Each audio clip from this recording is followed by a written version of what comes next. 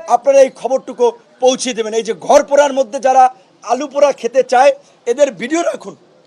Interim government হইলে বিচারের মুখোমুখি তাদের হতে হবে। ভাবছে যে কি সরকার এরা গঠন করে বলাইছে, যারা লুটপাট করছে, এমপি হয়ে গেছে, মাস্তান হয়ে গেছে, গুন্ডা হয়ে গেছে, এখনই মার্কেট দখল, আরেকজনের ফ্ল্যাট দখল, আরেকজনের টেলিভিশন চ্যানেল দখল, আরেক সাংবাদিককে মাইরা হাউস থেকে বের করে দেওয়া, এই নৈরাজ্য আমরা চাই না। আমরা একটা শান্তি সম্প্রীতির বাংলাদেশ চাই, একটা সহনশীল সমাজ চাই, একটা গণতান্ত্রিক মূল্যবোধের সমাজ চাই। মারামারি, হানাহানি, প্রতিশোধ, প্রতিহিংসা এই দেশে গত 53 বছরে চলেছে। এই অ্যানালগ রাজনীতি, old generation corrupted politics, dirty পলিটিক্সকে তরুণ সমাজ ধুয়ে মুছে তারা পরিষ্কার করে নতুন রাজনীতি, নতুন বাংলাদেশ বিনির্মাণ করবে। যেই কারণেই তরুণ রাজকে এই শিক্ষা প্রতিষ্ঠান থেকে রাজপথে, কোটা সংস্কার থেকে রাষ্ট্র সংস্কারের দাবি তুলেছে।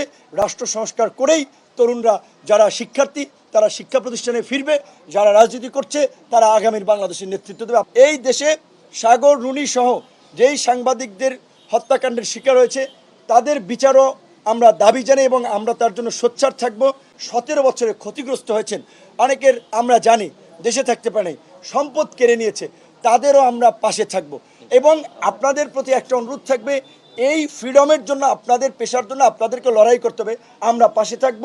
এবং আমরা যে গণতন্ত্রের জন্য লড়াই করছি সেই লড়াইয়ে নাগরিক হিসেবে আপনারা পাশে থাকবেন। আপনাদের মাধ্যমে পুরো দেশবাসীকে ধন্যবাদ এবং কৃতজ্ঞতা জানাই, যারা আমার মুক্তির জন্য কথা বলেছেন, আমার জন্য প্রতিবাদ করেছেন, দোয়া করেছেন। এই যে ভালোবাসা, এইটার জন্যই আসলে আমাদের রাজনীতিটা করা। প্রবাসী বাংলাদেশি এই সুযোগের আওতায় তাদের সেই ফাইন দিতে হবে না। আরব আমিরাতের সাধারণ ক্ষমার ঘোষণা, অবৈধ প্রবাসীরা পাচ্ছেন বৈধতার সুযোগ।